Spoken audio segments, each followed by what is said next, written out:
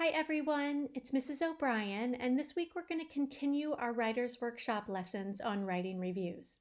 So if you remember from last week, a review tells someone what you like and what you don't like about a product, a movie, a book that you're reviewing for them.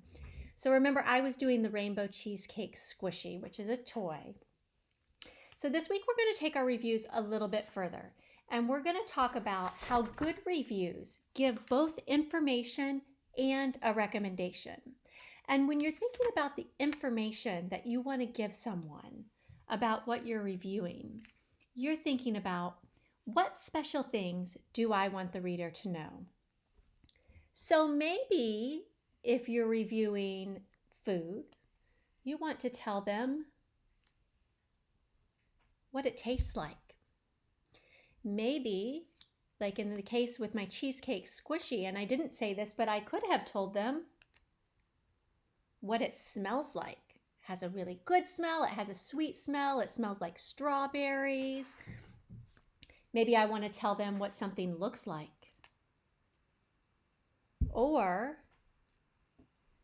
again, with the case of the cheesecake squishy, what it feels like. And I did tell them that, right? I said it was soft, and I said it's really squishy.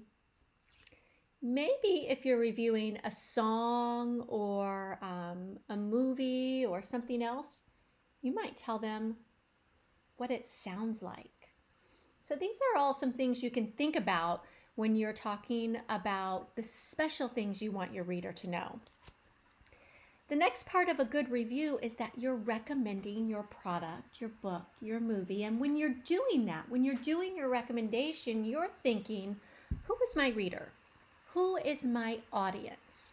So if I'm reviewing a pop-up book, because The Collar Monster was one of my pop-up book options, I might say, if you are someone who likes to read pop-up books, then this is the book for you. Or let's say I'm reviewing Lego set.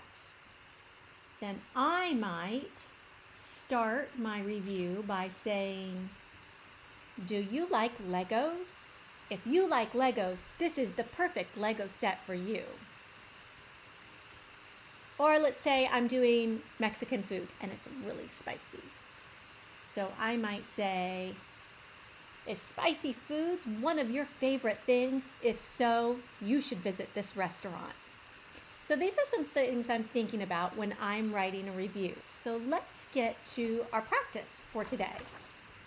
So today you guys are going to start with a new review. Unless you think you really could do last week's review even better, in which case maybe you're continuing that. Maybe you've checked in with your teacher and they've told you to. I'm going to do a new review for this week. So I'm just going to really quickly put this here. So this was my idea list from last week, and I came up with multiple ideas. So I'm going to pick another thing off of this list. So I did the toy cheesecake squishy last week. This week, I'm going to review Frozen 2. How exciting. I'll show it to you. This is what I'm going to review today, okay? And like last week, I'm going to start off with planning. So while you can do it on your own sheet of paper, you can do it on line paper, regular paper, you can also print this out. And we're going to fill out another one of these.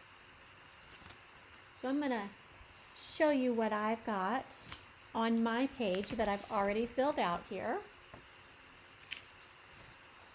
So this week I am reviewing Frozen 2. I put my name at the top. And I'm starting with my who. So I'm starting with my who. I've kind of color-coded my stuff. So pink is the who, my recommendation, and then the green is going to be the information. So my who goes in my opinion statement. Who am I reviewing this to? I'm saying if you liked the Frozen movie, that's who I really am striving for my reader to be. If you like the Frozen movie, Frozen 2 is one of the best musical cartoons. So this is my opinion. Frozen 2 is one of the best musical cartoons. This is who I'm doing it to. Now I'm starting to give my information. I want my reader to know, in this movie, there are original characters and new characters. I also want my reader to know that there are magical scenes. And the last thing I'm going to tell my reader about right now is that there are new songs that are fun to sing to. So these are my 3 reasons.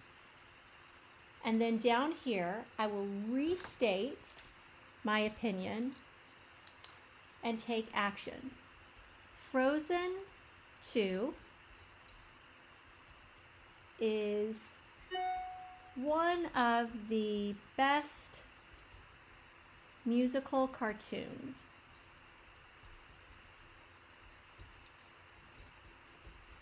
Here's my action statement, my recommendation. If you liked Frozen, then you should see Frozen 2. Okay.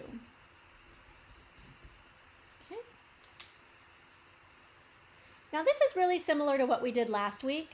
So what I want to challenge you to do this week is to take it that extra step. I want you to think. Okay, my movie doesn't smell like anything, so smell doesn't really apply to me. Feel. Maybe not necessarily how the movie feels, but how does it make me feel? What did the movie look like? What did it sound like? I didn't eat it, so I'm not going to do that. I challenge you to add some of these. So let's go through and see what we could add. So right here, I might be able to talk about how these characters made me feel when I was watching it, or how the characters in the movie felt. I might add that there. I don't have to, but that might be one way I could take it a step further. Magical scenes. What did those magical scenes look like? Maybe I can pick one of the scenes and describe the colors I saw in it, or the lighting, or something really special. And then what I could say when I'm talking about the songs is how did they sound, right? Or maybe I could put this down here. How did that make me feel?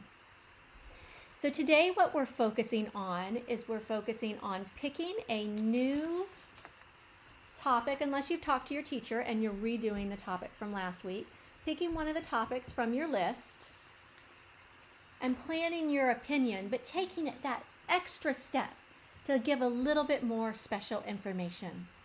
All right, have a good day, guys.